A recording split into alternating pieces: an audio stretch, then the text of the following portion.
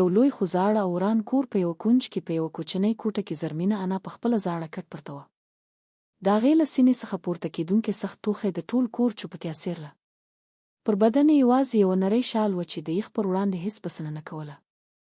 خو اوس د هغې لپاره له غوښتلو پرته بل هېڅ لاره نه وه پاتې. هغې په رېږدېدونکو شونډو ورو غږ وکړ. شګوفې ناوې لږ اوبه راکړه.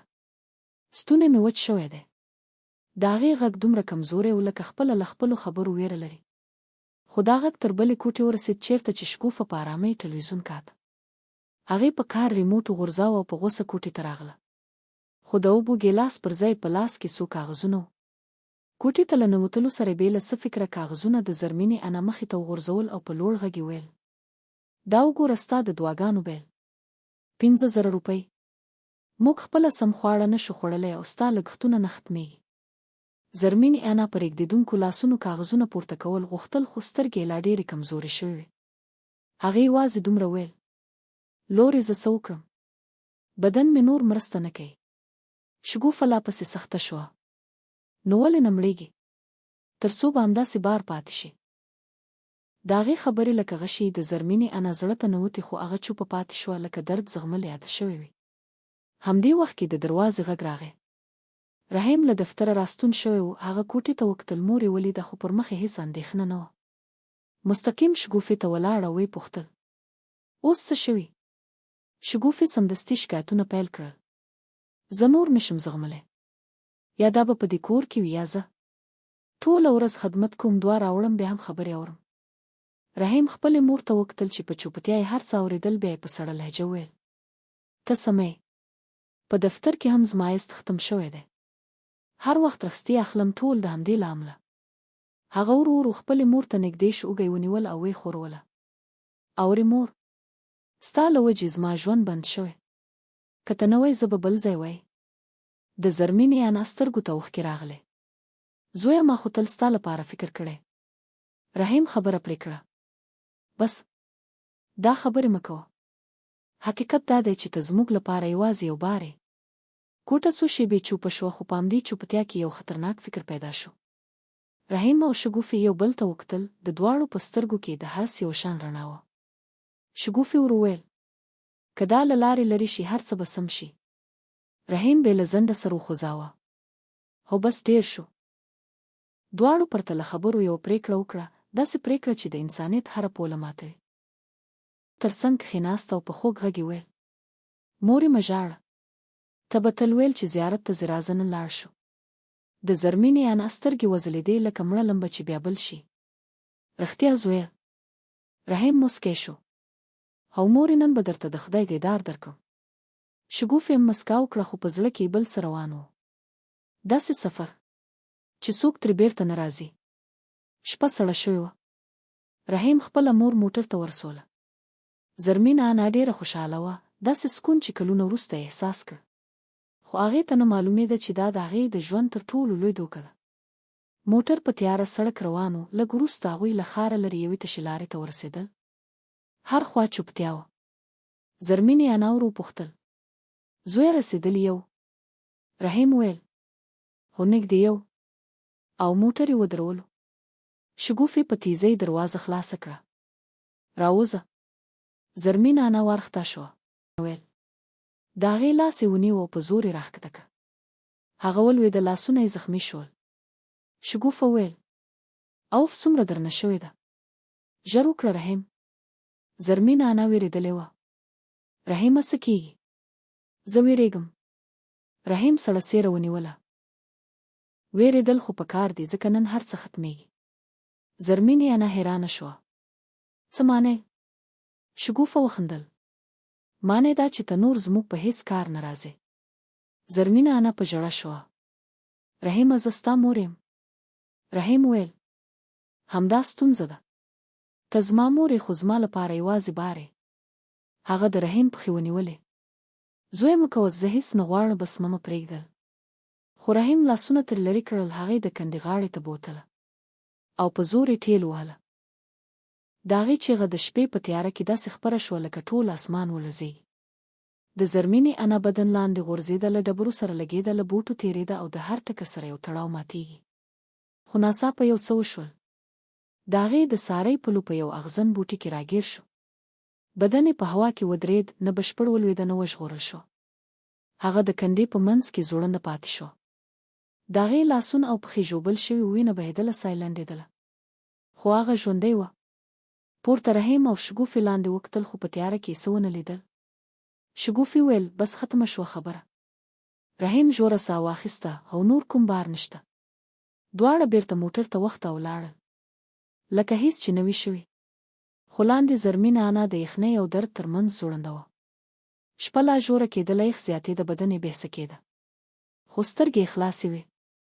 ذهن کې یې خاطرې ګرځېدې، د رحیم ماشومتوب، د هغه خندا، د هغه لومړی قدم. او بیا هماغه لاس چې نن یې هغې ته مرګ ورکړ. اوښکې ودرېدې. اوس یوازې تشوالی پاتې و. او په همدې تشوالي کې یو بدلون پیدا شو.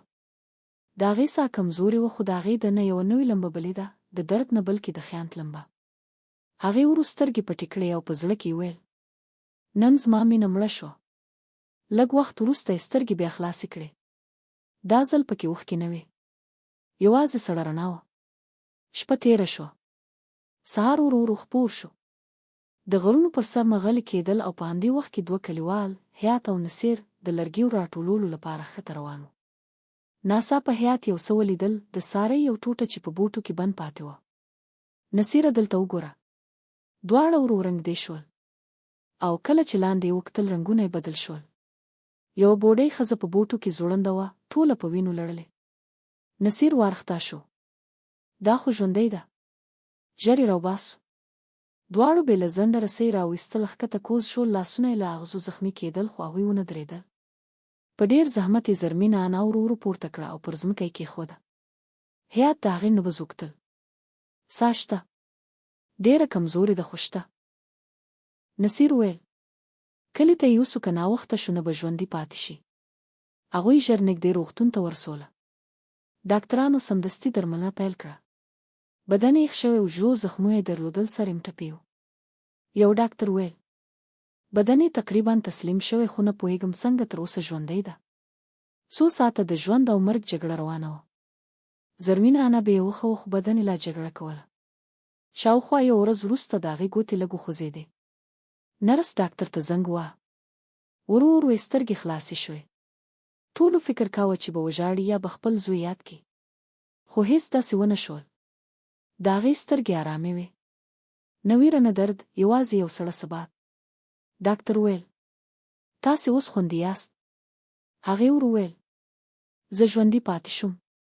په شونډو یوه نرۍ کرښه راښکاره شوه، نه موسکا بلکې یو پټ تصمیم. هماغه وخت یو پولیس افسر راغی. مور یې چا تاسې ټېل وهلی؟ هغې لږ چته وکتل. بیا یې ویل هېڅ شا نه. زه خپله ولوېدم. ټول حیران شول. خو هغه چوپه شوه. په زړه کې یې هر څه روښانه و. رحیم هغه ټېل شکوفې خندا. خو اوس درد نه و، یوازې هدف. څو ورځې وروسته بدن یې ښه کېده، خو ذهن یې نور هم بدل شوی و. یوه ماښام یې ځان ته ویل اوس زما وار دی. هغې ته د کور ټول اسناد یاد و، هغه اسناد چې رحیم ته نه معلوم و. څو اونۍ وروسته کله چې هغه بشپړه ښه شوه، روغتون پرېښود. ژوره ساه یې واخیسته، لکه نوی ژوند پیلوي. هغې وکیل ته زنګ وواهه. زه له تاسو سره لیدل غواړم. هلته یې خپل پلان جوړ کړ. په بل طرف کې رحیم او شګوفه خوشحاله وو. هغوی باور درلود چې زرمینه انا مړه شوې ده. کور یې سینګار کړ، میلمانه راغلل، ځکه ماڼۍ خرڅېده. شګوفې په خندا ویل نور هیڅ خنډ نشته. رحیم ویل هو اوس هر څه زموږ دي. خو ناڅاپه د ماڼۍ مخې ته یوه اوږده توره موټر ودرېد. دروازه خلاصه شوه. یوه ښځه په سپینه جامه راکوزه شوه. چوپتیا خپره شوه. هغه ور ور دننه راغله. په لاس کې یې امسا وه. او دا زرمینه انا وه. ژوندۍ او تر پخوا پیاوړې. رحیم ولړزېد. دا څنګه؟ شګوفه شاته ولاړه. نه، دا ناممکنه ده. زرمینه انا مخامخ ورغله، اینکې یې لرې کړې. او ویې ویل ولې وېرېږې؟ رحیم خبرې ونه کړې. مورې؟ هغې پرې کړه. مور مه راته وایه. هغه مور هغه شپه مړه شوه. ټول حیران شول. وکیل وړاندې شو، اسناد یې وښودل. دا کور د زرمینې انا دی. ټول قانوني اسناد ورسره دي. پولیس افسر وویل رحیم او شګوفه تاسو د وژنې د هڅې او درغلۍ په تور نیول کیږي. رحیم د هغې پښو ته ولوېد. موږ وبخه. هغې پښه شاته کړه. دا تېروتنه نه وه. دا ساز شو. دواړه ونیول شول. هغې خپل کور یتیمانو ته ورکړ. او په پای کې هغه یوازې ودرېده. خو دا ځل یوازې نه وه بلکې پیاوړې وه. هغې اسمان ته وکتل او ور ویې ویل اوس رښتیا ختم شو.